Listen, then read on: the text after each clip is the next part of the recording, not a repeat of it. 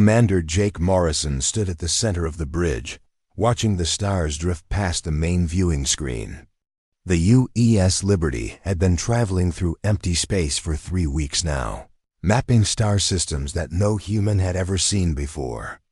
It was quiet work, but Jake liked it that way. After 15 years in the Earth Defense Force, he appreciated missions where nobody was shooting at him.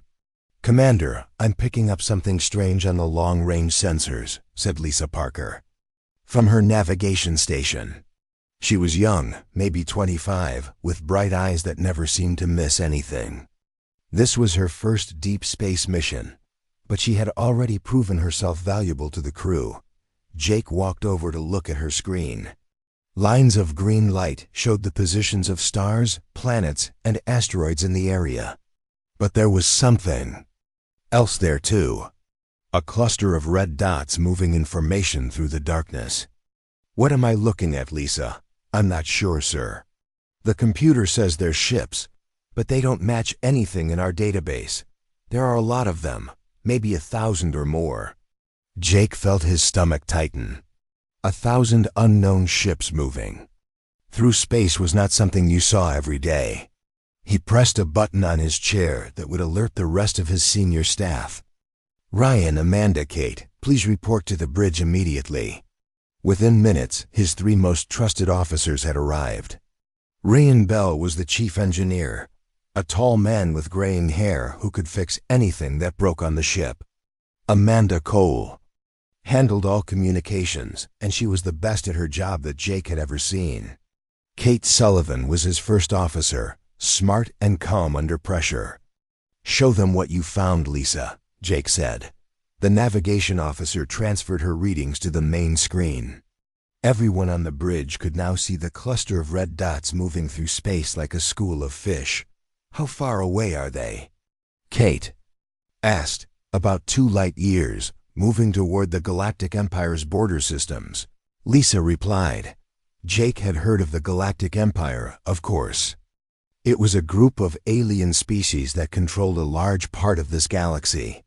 Humans had only made contact with them 50 years ago, and relations were still developing. The Empire included the Zephyrians, who looked like tall, thin humans with blue skin, and the Vorthans, who were shorter and covered in scales. "Can we get a better look at these ships?" Jake asked. Amanda worked at her station for several minutes.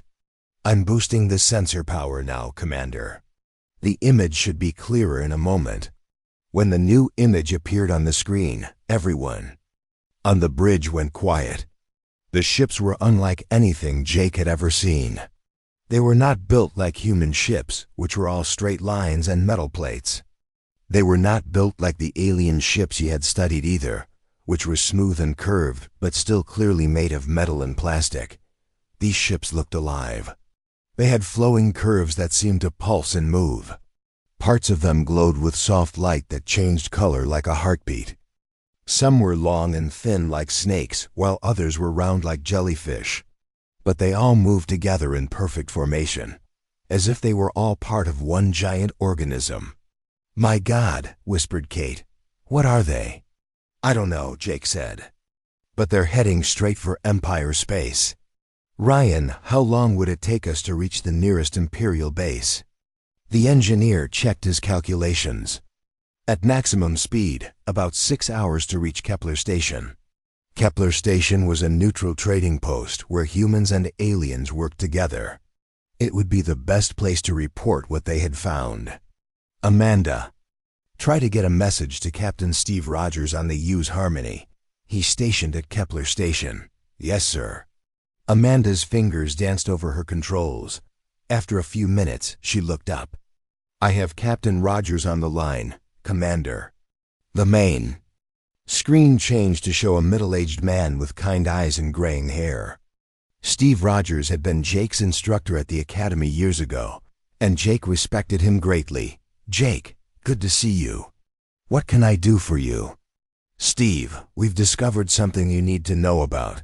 I'm sending you our sensor data now." Jake watched as Captain Rogers looked at the information on his own screen. The older man's face grew serious. These ships don't match anything in Imperial records either, Jake. How many did you count? At least 1,000, possibly more. They're moving information toward the core systems of the Empire. Captain Rogers was quiet for a moment. Jake, I need you to keep watching these ships and report any changes. I'm going to contact Imperial Command immediately. This could be very serious. Understood, sir. The connection ended, and Jake turned back to his crew. Lisa, I want you to monitor those ships constantly. Let me know if they change course or speed. Amanda, try to pick up any communications from them. Ryan, make sure our engines are ready in case we need to leave quickly. What about weapons, sir? Kate asked quietly. Jake thought about that. The Liberty was an exploration ship, not a warship. They had basic shields and a few small guns, but nothing that would help against 1,000 unknown vessels. We're not here to fight, Kate. We're here to watch and learn. Meanwhile, far away on the Imperial capital world of Centros Prime, Admiral Vex Corlin was having a very bad day. The tall, blue-skinned Zephyrian had just received reports that 3 border stations had stopped responding to calls. Long-range sensors were showing strange readings, but nothing clear enough to understand. Admiral Corlin had served in the Imperial Navy for over 200 years. He had fought in the last great war against the rebel colonies, and he had helped negotiate the peace treaties that had kept the galaxy stable ever since. But he had never seen anything like the reports he was reading now. His assistant, a young Zephyrian named Thera, entered his office carrying a datapad. Admiral, we just received a priority message from Kepler Station. The humans have discovered something important. Admiral Corlin read the message twice before he fully understood what it meant. 1,000 unknown ships moving toward Imperial space. Ships that looked like living creatures instead of machines. Ships that did not respond to any form of communication. Contact the Emperor immediately, he told Thyra. We may need to activate the defense fleets. Back on the Liberty, Jake stood in his quarters looking out at the stars. He had been in space for most of his adult life, but he had never felt so small. Somewhere out there, 1,000 mysterious ships were moving through the darkness with unknown purpose. Were they explorers like himself? Were they traders looking for new markets? Or were they something else entirely? A soft chime told him that Amanda was calling from the bridge. Commander, I'm picking up something from the unknown fleet. It's not exactly a communication, but there's definitely some kind of signal. Jake hurried back to the bridge. What kind of signal? I'm not sure how to describe it, sir. It's not radio or any kind of electromagnetic transmission. It's more like like a feeling. The computer is having trouble analyzing it. Jake looked at the screen showing the mysterious fleet. The ships continued to move through space in their perfect formation, glowing softly in the darkness. Whatever they were, wherever they came from, they were heading straight for the most populated systems in the galaxy.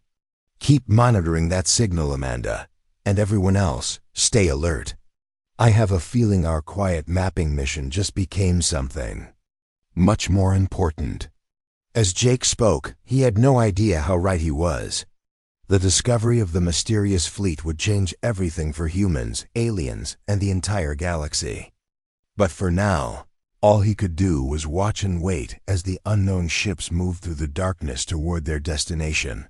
The stars continued to shine, cold and distant, offering no answers to the questions that would soon shake the foundations of everything they thought they knew about life in the universe.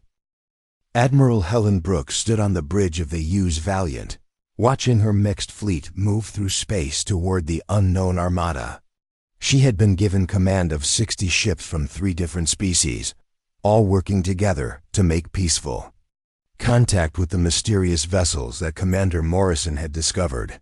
The fleet included 20 human ships, 20 Zephyrian cruisers with their blue-hulled designs, and 20 Vorthan support vessels that looked like flying triangles. It was the largest combined force that had ever been assembled for a first contact mission. "Admiral, we're receiving final position reports from all ships," said her communications officer, Lieutenant Roy Carter. He was a young man with steady hands and a calm voice, exactly what Helen needed in a situation like this. "Good. Signal the fleet to reduce speed and prepare for diplomatic protocols." Helen had spent 3 days planning this mission with Imperial Command. The goal was simple: make contact with the unknown ships, find out what they wanted, and hopefully avoid any conflict. The Empire had been at peace for 3 centuries, and everyone wanted to keep it that way. Dr. Kevin Martinez stood near the science station, studying the latest sensor readings. He was a xenobiologist, an expert on alien life forms, and Helen had requested him specifically for this mission. His dark hair was already showing gray at the temples, even though he was only 40 years old. "Admiral, I've been analyzing the sensor data that the Liberty sent us," Kevin said. "These ships are not built the way we build ships. They're grown." "What do you mean, grown?" "Look at these readings. The hull materials contain organic compounds. The energy signatures match living tissue more than metal or plastic. I think these ships are actually alive." Dr. Patricia Webb, Kevin's colleague, looked up from her own station. She was a materials scientist who had studied alien technology for 15 years. "I disagree, Kevin. Just because they use organic materials doesn't mean they're alive. Many advanced civilizations use bioengineered materials for construction." "But look at the energy patterns, Patricia. They pulse like a heartbeat. They respond to external stimuli. These aren't just ships made from organic materials. They're organisms that have been designed or evolved to travel through space." Helen listened to the debate while watching the tactical display. The unknown fleet was still moving toward Imperial space, but they had slowed down slightly. Maybe they had detected the approaching diplomatic mission. "Dr. Martinez, assuming you're right, what does that mean for our mission? If these ships are alive, then we're not just dealing with alien technology. We're dealing with alien biology. They might not think the way we think. They might not communicate the way we communicate." Captain Tony Davis, commanding the escort ship UEZ's Guardian, appeared on the communication screen. He was a veteran officer with 20 years of experience in deep space missions. "Admiral, we're approaching the outer edge of the unknown fleet. Request permission to begin standard first. Contact procedures." "Permission granted, Captain. All ships maintain defensive positions, but do not power weapons. We're here to talk, not fight." The mixed fleet moved closer to the mysterious Armada. As they approached, the alien ships became more visible on the main screens. Helen had seen the recordings that Commander Morrison had sent, but seeing them in person was different. The ships really did look alive. They moved with flowing motions, like sea creatures swimming through water instead of machines flying through space. "Admiral, I'm detecting energy buildup in several of the unknown vessels," reported the tactical officer. "Are they powering weapons?" "I don't know, ma'am. The energy patterns don't match any known weapon systems." Dr. Martinez was studying his instruments with growing excitement. "Admiral, I'm reading massive electromagnetic activity in their neural networks." "They're what? Neural networks?" "These ships have nervous systems, Admiral. They're not just alive, they're intelligent. Each ship appears to be an individual thinking organism." Helen felt a chill run down her spine. They weren't just dealing with alien ships. They were dealing with alien minds. "Open a channel on all standard frequencies," she ordered. "This is Admiral Helen Brooks of the United Earth Fleet, representing the Galactic Empire. We come in peace and wish to establish communication with your fleet." The response came immediately, but it wasn't what anyone expected. Instead of words or signals, the unknown ships released a sound that seemed to come from everywhere at once. It wasn't heard through the ship's speakers. It was felt directly in their minds. It was a scream. The Zephyrian crew members on the bridge collapsed immediately. Their species was naturally telepathic, and the psychic emanation hit them like a physical blow. Admiral Corlin, who was observing the mission from his flagship, fell to his knees, clutching his head. "Medical teams to all Zephyrian ships immediately," Helen shouted. "All human and Vorthan vessels, report status." The reports came in quickly. Every ship with Zephyrian crew members was in trouble. The telepathic aliens were writhing in pain, some unconscious, others screaming in harmony with the alien sound. "Admiral, the unknown ships are moving," reported the tactical officer. "They're surrounding us." On the main screen, Helen could see the alien vessels changing formation.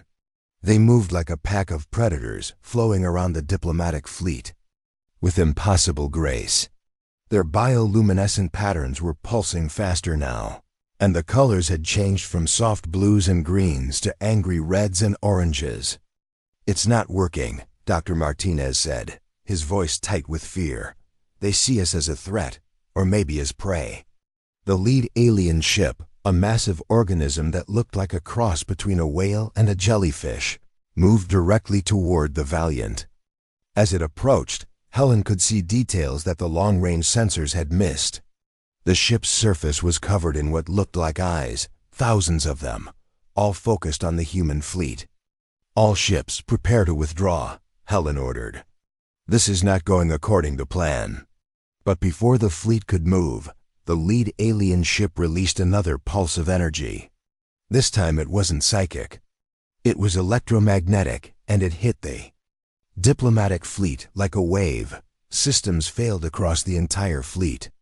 The Valiant's main power went out, leaving them drifting in emergency lighting. Similar reports came from other human ships. The Vorthan vessels, with their different technology, were less affected but still damaged. "Hull breach on Deck 7, reported the damage control officer. "We're losing atmosphere." Captain Davis's voice crackled over the damaged communication system. "Admiral, the Guardian is dead in space. We've lost main power and engines. Whatever they hit us with, it scrambled our computer systems." Helen watched in horror as 3 Imperial ships were surrounded by the alien organisms. The mysterious vessels didn't fire weapons or ram the disabled ships. Instead, they seemed to embrace them, wrapping around the Imperial vessels like living blankets. "What are they doing?" Helen asked. Dr. Martinez was working frantically at his science station, trying to get readings through the damaged sensors.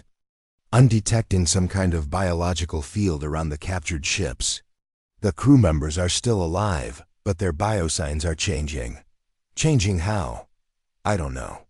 The readings are unlike anything I've ever seen." Captain Davis managed to get his engines back online and pulled the Guardian away from the alien fleet. "Admiral, we need to get out of here now.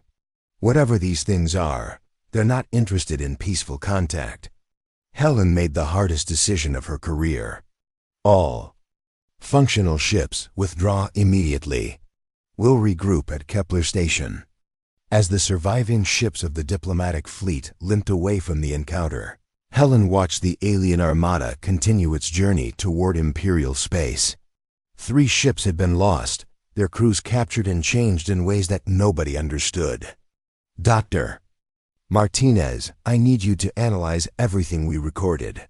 I want to know what we're dealing with." "Yes, Admiral. But based on what I saw today, I think we're facing something completely new. These aren't just aliens using different technology. They're a different form of life entirely." Helen stared at the tactical display showing the alien fleet moving away. The Empire had faced many challenges over the centuries, but nothing like this. These creatures, whatever they were, didn't seem interested in negotiation or coexistence. They had responded to peaceful contact with violence and capture. "Send a priority message to Emperor Veleran and Earth Command," she ordered. "Tell them that first contact has failed. Tell them we may be looking at the first real threat to galactic peace in 300 years." As the Valiant limped back toward Imperial space. Helen couldn't shake the memory of those thousands of eyes staring at her from the alien ship. They had looked at her with something that might have been hunger or curiosity, or perhaps both. Whatever these creatures wanted, Helen was certain that the galaxy was not prepared for it. The age of peace was ending, and something new and terrible was beginning. Emperor Thyses Veleran stood in the center of the Imperial War Room, his ancient blue skin reflecting the red glow of the emergency lighting. At over 400 years old, he was one of the oldest Zephyrians still alive, and he had seen many crises during his long reign. But nothing had prepared him for this. "Show me the tactical display," he commanded in his deep, resonant voice. The holographic projector activated, filling the room with a three-dimensional map of the galaxy. Red dots showed the position of the unknown fleet, now less than 10 days away from the first major Imperial colonies. Admiral Corlin stood beside the Emperor, his head still wrapped in medical bandages from the psychic attack he had suffered during the failed first contact. "Your Majesty, the alien fleet has not changed course," Admiral Corlin reported. "They are heading directly for the Centro system. If they maintain their current speed, they will reach our outer colonies in 1 week." The Emperor studied the display with growing concern. The Centro system contained 12 inhabited worlds with a combined population of over 50 billion beings. It was the heart of the Empire, the center of government, trade, and culture. "What is the status of our defensive fleets?" "I have mobilized 500 ships from across the Empire. They are converging on Centros as we speak." "But Your Majesty, after what happened to Admiral Brooks's diplomatic mission, I am not confident that our weapons will be effective against these creatures." Captain Greg Mitchell entered the war room, wearing the blue uniform of the human space fleet. He was the commander of the UES Washington, humanity's newest and most advanced carrier. Behind him walked General Rick Stone, Earth's military representative to the Imperial Council. "Your Majesty," General Stone said with a respectful bow, "Earth has authorized the deployment of our entire deep space fleet. We're sending everything we have. How many ships can Earth provide?" The Emperor asked. 50 vessels, including the Washington and her fighter wings. "It's not many compared to your fleet, but our ships carry the latest human technology." Captain Mitchell stepped forward. "Your Majesty, we've been studying the recordings from Admiral Brooks's encounter. Our scientists believe these creatures use some form of biological technology that our sensors don't fully understand. We're working on ways to adapt our weapons and defenses." On the other side of the galaxy, Dr. Sandra Taylor was working frantically in the research laboratory on Kepler Station. She was an intelligence officer for the human fleet, but her background in Zeta biology made her valuable for studying the alien threat. Around her, teams of human and Imperial scientists were analyzing every piece of data from the failed first contact. "Dr. Taylor, we've finished analyzing the debris from the Imperial ships that were captured," said Dr. Michael Ross, a human physicist who had been studying alien technology for 10 years. "What did you find?" "The hull fragments show signs of biological conversion. Whatever these creatures did to the captured ships, they were changing them at a molecular level. Metal was being transformed into organic compounds." Sandra felt her blood run cold. "Are you saying they're converting the ships into more of themselves?" "That's exactly what I'm saying. And if they can do it to ships, they might be able to do it to people too." Meanwhile, back on Earth, President Nathan Cole was meeting with his top military advisors in the underground command center beneath Washington. The room was filled with screens showing the deployment of human forces throughout the galaxy. "Dr. Alan Cooper, what's the status of Project Quantum Shield?" the president asked. Dr. Cooper was a thin man with gray hair and tired eyes. He had been working on advanced defense projects for over 20 years, developing weapons and defenses that most people couldn't even imagine. "Mr. President, we've made a breakthrough. Our quantum communication systems seem to cause interference with the aliens' biological networks. We're not sure why, but when we tested quantum transmissions, near the debris samples, the organic material showed signs of distress. Can we turn that into a weapon? We're working on it. Dr. Carol Jensen and her programming team are developing adaptive AI systems that can adjust our quantum frequencies in real time. If we can disrupt their biological networks, we might be able to level the playing field. Dr. Frank Lewis, the project's lead physicist, looked up from his calculations. The problem is power, Mr. President. These quantum disruption systems require enormous amounts of energy. We can maybe equip a few ships with the technology, but not an entire fleet. Back in the Centro system, the Imperial fleet was taking defensive positions around the inhabited worlds.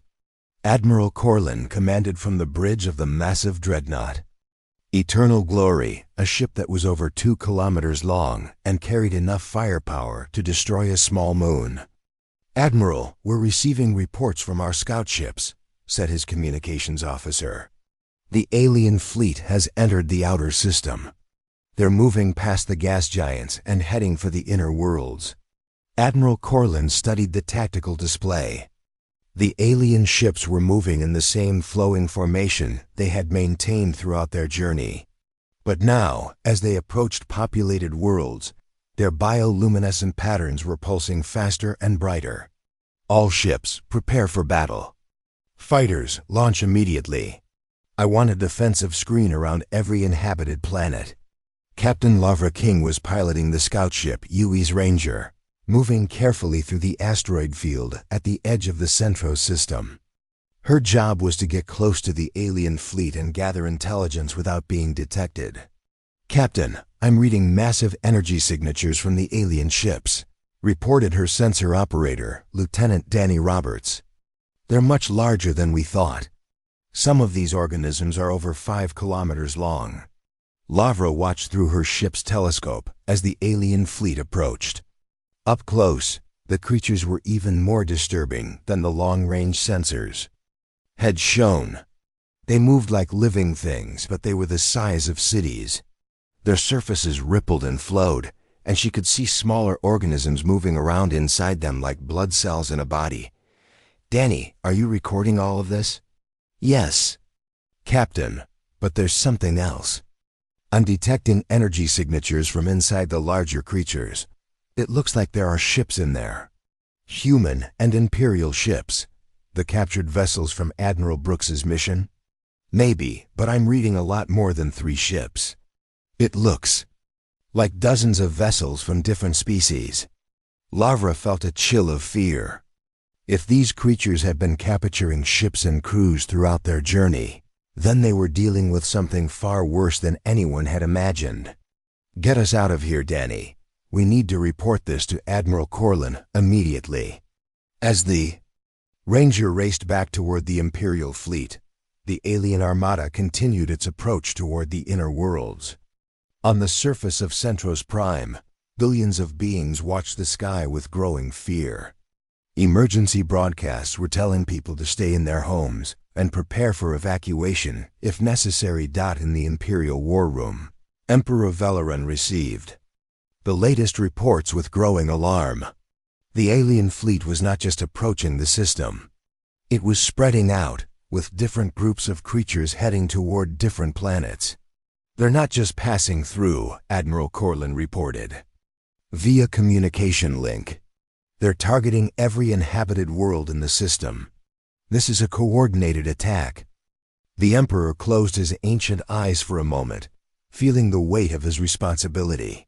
50 billion lives depended on the decisions he made in the next few hours. "Admiral, you have authorization to use all necessary force to defend the system. If these creatures want a war, we will give them one." But even as he spoke, the Emperor wondered if conventional weapons would be enough. The failed diplomatic mission had shown that these creatures were unlike anything the Empire had ever faced. They seemed to exist somewhere between life and machine, between individual and collective consciousness. As the two fleets prepared for battle in the darkness of space, both sides were about to discover truths that would change everything they thought they knew about life, consciousness, and what it meant to be human in a universe full of wonders and terrors beyond imagination. The greatest battle in galactic history was about to begin, and nobody knew how it would end. Admiral Helen Brooks stood in the command center of Deep Space Station Alpha, watching the tactical display with growing despair. The alien fleet had reached the outer colonies of the Centro system, and the reports coming in were worse than anyone had imagined. "Admiral, we've lost contact with new Terran colony," reported Captain Danny Roberts, who had transferred from the scout ship Ranger to help coordinate the defense. Population was 12 million. "The entire planet has gone dark." Helen closed her eyes for a moment. 12 million people, gone without even a distress call. The alien creatures were not just destroying the colonies, they were consuming them completely. What about Harmony Station? The same. Orbital platforms, civilian ships, everything. It's like they just vanished. General Pete Anderson, who was coordinating the evacuation of Outer Rim colonies, appeared on the communication screen. His face was grim, and Helen could see the exhaustion in his eyes. "Admiral, we've managed to evacuate about 60% of the civilians from the outer colonies. But the creatures are moving faster than we expected. They're not just heading for populated worlds anymore. They're spreading out, consuming everything in their path." Helen studied the tactical display. The red dots representing the alien fleet had multiplied. What had started as 1,000 ships was now several thousand. Every station, every ship, every piece of technology they consumed seemed to make them stronger and more numerous. "General, we need to consider Operation Starfire." Operation Starfire was the Empire's ultimate defensive plan. It involved using planet-killer weapons to create a barrier of destroyed worlds and radiation fields that would be impossible to cross. The plan would save the core systems, but it would doom billions of civilians in the outer colonies. "Admiral, you're talking about destroying 15 inhabited worlds. That's over 30 billion lives." "I know what I'm talking about, General. But if we don't stop them here, they'll reach the core systems. Then we'll be looking at losing 50 billion lives instead of 30 billion. Before General Anderson could respond, Captain Chris Walker burst into the command center. He was the pilot who had tested the first quantum disruption prototype, and he looked like he hadn't slept in days. "Admiral, we've had a breakthrough. Dr. Cooper's team on Earth has developed working quantum disruption torpedoes. We tested them against captured alien material, and the results exceeded all expectations." Helen turned from the tactical display. "Show me." Chris activated a portable holo projector. The display showed a piece of alien hull material sitting in a laboratory chamber. When the quantum disruption field hit it, the organic material began to writhe and separate. Within seconds, what had been one solid piece became dozens of smaller fragments. "The quantum field doesn't destroy them," Chris explained. "It forces them to separate into individual components. Whatever collective intelligence holds them together breaks down when exposed to our quantum frequencies." "How many torpedoes do we have?" 50. Dr. Jensen's SI systems can manufacture more, but it takes time. Each torpedo requires rare quantum crystals that are only found on 3 worlds in human space. Helen felt a spark of hope for the first time in days. 50 torpedoes against several thousand alien ships. It's not enough for a full battle, but it might be enough for a surgical strike. Meanwhile, on the stealth ship UEC Shadow, Captain Danny Roberts was leading the most dangerous reconnaissance mission of his career. His crew included pilot Mary Evans and systems specialist Luke Turner, 2 of the best people he had ever worked with. "Danny, we're approaching the central formation of the alien fleet," Mary reported from the pilot's seat. "Stealth systems are holding. They don't seem to detect us. Through the Shadow's main viewport, Danny could see the alien creatures up close. They were even more disturbing than the recordings had shown. The largest ones were like living cities, with smaller organisms flowing in and out of their bodies, like traffic through streets. "Luke, what are your sensors picking up?" Luke was bent over his instruments, his face pale with concentration. "Danny, you need to see this. I'm detecting human life signs inside the large creatures." "Life signs? You mean survivors from the captured ships?" "Not just survivors, thousands of people. But their biosignatures are wrong. They're alive, but changed somehow." Danny moved to look at Luke's readings. The sensor data showed human-shaped figures moving inside the alien organisms. But their brain patterns were different, synchronized in ways that normal humans should not be able to achieve. "Mary, get us closer to that big one. I want to see what's happening to those people." The Shadow moved carefully toward the largest alien creature, a massive organism that looked like a cross between a jellyfish and a space station. As they approached, Danny could see transparent sections in the creature's hull. Through these windows, he could see the interior. What he saw made his blood freeze. There were people inside the creature, hundreds of them. They were floating in some kind of liquid, connected to the creature by organic tubes. But they were alive and conscious. Their eyes were open, and they were moving in perfect synchronization, as if they were all part of one giant mind. "My God," Mary whispered. "They're not prisoners. They're part of it. Luke, record everything. We need to get this information." Back to Admiral Brooks. But as the Shadow began to withdraw, something went wrong. The alien creature suddenly turned toward them, its massive form moving with impossible grace. Luke's sensor readings showed massive energy buildup throughout the organism. "They've detected us," Luke reported. "All stealth systems are failing. Mary, get us out of here now."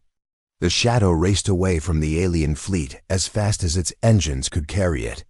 Behind them, several smaller alien organisms gave chase, moving through space like dolphins swimming through water. "Danny, we're not going to outrun them," Mary said, her hands flying over the pilot controls. "Luke, send everything we recorded to Admiral Brooks. Emergency transmission, maximum power." As Luke worked to transmit their findings, the alien pursuers began to close the distance.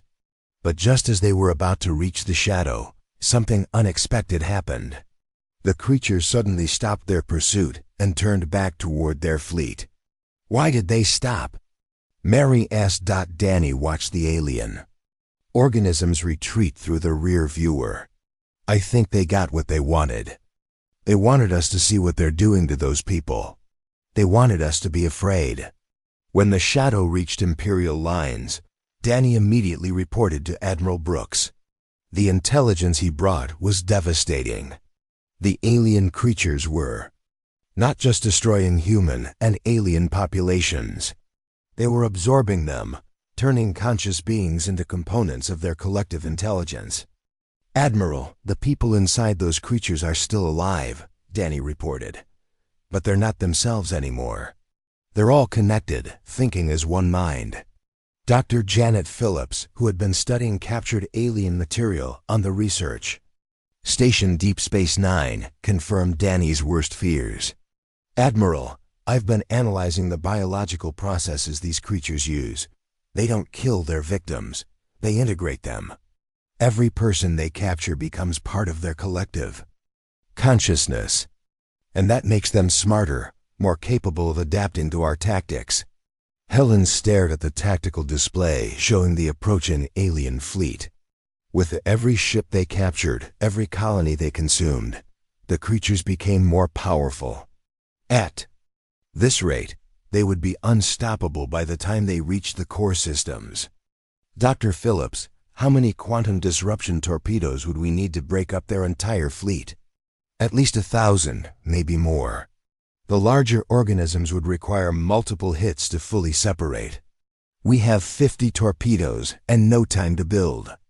"More," Captain Greg Mitchell, commanding the carrier UES Washington, appeared on the communication screen. "Admiral, my fighter squadrons are ready for combat. If we can't destroy the entire fleet, maybe we can target their leadership." Their leadership?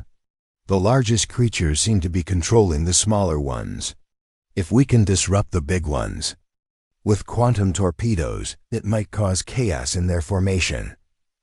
Helen considered the plan. It was desperate, but it was the only chance they had. 50 quantum torpedoes against the largest alien organisms, followed by a conventional attack on the confused remainder of the fleet. "All ships, prepare for Operation Last Stand. We're going to hit them with everything we have." As the Imperial and human fleets prepared for the final battle, Helen knew that the fate of the entire galaxy hung in the balance. If they failed here, there would be nowhere else to make a stand. The alien creatures would consume world after world until nothing remained but their twisted collective consciousness. The greatest space battle in history was about to begin, and Helen could only hope that human ingenuity and imperial firepower would be enough to stop an enemy unlike anything the galaxy had ever seen. The final battle began in the darkness between the outer planets of the Centro system. Admiral Helen Brooks watched from the bridge of the UES Valiant as 500 Imperial ships and 50 human vessels moved into attack formation against the alien Armada. "All ships, this is Admiral Brooks. Today we fight not just for the Empire, but for every thinking being in the galaxy. Launch quantum torpedoes on my mark." Captain Greg Mitchell, commanding the carrier UES Washington, released his fighter squadrons. Armed with the precious quantum disruption torpedoes, the small fighters raced through space toward the massive alien organisms, their pilots knowing they were humanity's last hope. "Torpedo away," reported Lieutenant Roy Carter from his fighter. Direct hit on the largest creature. The quantum torpedo struck the gigantic alien organism, and the effect was immediate and dramatic. The creature's bioluminescent patterns flickered and went dark. Its flowing form began to separate into dozens of smaller pieces, each one writhing in what looked like pain or confusion. "It's working," Captain Mitchell reported. "The quantum field is breaking up their collective structure." But as the fighters continued their attack runs, something unexpected happened. Communications Officer Roy Carter, monitoring all frequencies from his station on the Liberty, detected something that made him freeze in shock. "Admiral Brooks, I'm picking up transmissions from inside the alien creatures. They're speaking in human languages." "What are you saying, Lieutenant?" "The quantum disruption is allowing the absorbed minds to communicate independently." "Admiral, I'm receiving distress calls in English, Spanish, Chinese, and dozens of other Earth languages."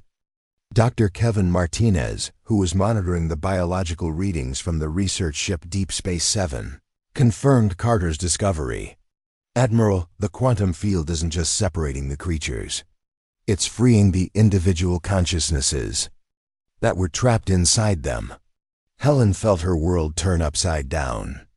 "Are you telling me those things have human minds inside them?" "Not just human minds, Admiral. I'm detecting Zephyrian thought patterns, Vorthan neural signatures, and species I don't recognize. But yes, a significant portion of the consciousness network appears to be human." As more quantum torpedoes struck the alien fleet, the communications became clearer. Captain Jake Morrison, who had first discovered the Armada, was now coordinating the rescue of disabled alien vessels when he heard something that made his blood run cold. A voice speaking perfect English came through his communication system. But it wasn't coming from any human ship. "This is Captain Susan Blake of the colony ship New Horizon. We launched from Earth 300 years ago. Please, someone help us. We've been trying to come home." Jake stared at his communication officer in disbelief. "Lisa, trace that signal." "Sir, it's coming from inside one of the large alien creatures. The quantum field has allowed them to communicate directly." Jake opened a channel. "Captain Blake, this is Commander Jake Morrison of the UES Liberty. What happened to your ship? The response came through broken with static and interference. We were exploring beyond the galaxy edge. Something in deep space changed us. We became connected. All of us together. We've been trying to find our way home for so long. Dr. Martinez was working frantically to understand what he was hearing. Admiral, I think these creatures are the lost colony ships from Earth's early expansion. Ships that were sent to explore distant galaxies 3 centuries ago and never returned. Admiral Brooks felt the pieces of the puzzle falling into place. They're not aliens at all. They're humans who were transformed by something in deep space. As the battle continued, more voices joined the communication network. Captain Danny Roberts, monitoring the signals from the U-Shadow, heard dozens of people identifying themselves as members of lost colony expeditions, exploration teams, and survey missions from throughout human history. This is Dr. Rachel Martinez from the science vessel Discovery. We've been trapped in this collective consciousness for 200 years. We never meant to hurt anyone, we just wanted to come home. The quantum disruption torpedoes continued to strike the alien fleet, but now the Imperial forces understood what they were really fighting. These weren't alien invaders. They were lost humans who had been transformed into something beyond recognition. Captain Chris Walker, piloting one of the torpedo-equipped fighters, received new orders from Admiral Brooks. All fighters, switch to minimal disruption settings. We're not trying to destroy them anymore. We're trying to free them. Working together, Dr. Alan Cooper on Earth and the collective consciousness began developing a way to gradually separate the absorbed minds while keeping them alive. It was Dr. Janet Phillips who made the crucial breakthrough.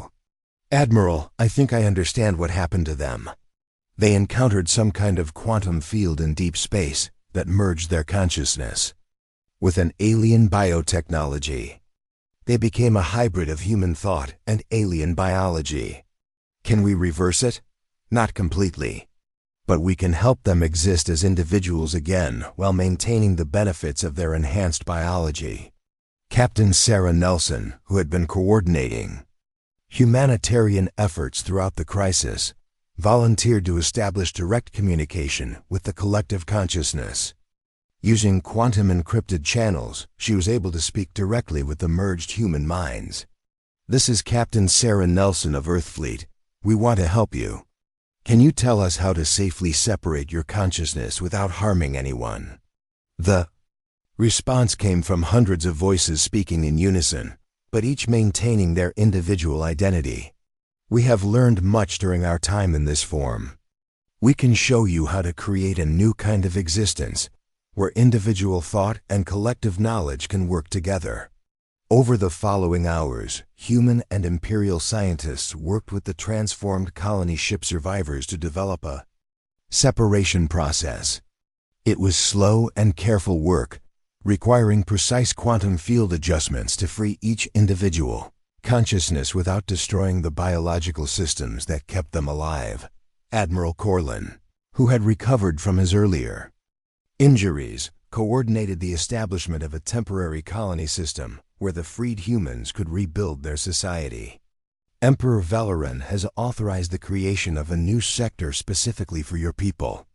You will be welcome in the Empire as our allies. Captain Greg Mitchell's carrier groups provided security while the separation process continued.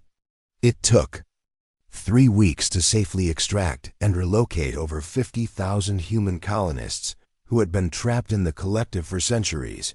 The transformed humans, who chose to call themselves the Transcendent Commonwealth, retained many of the abilities they had gained during their merger with the alien biotechnology. They could communicate telepathically over vast distances.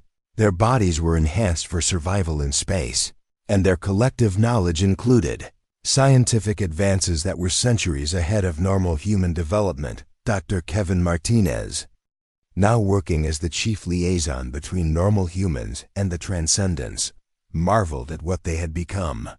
They're still human in every way that matters.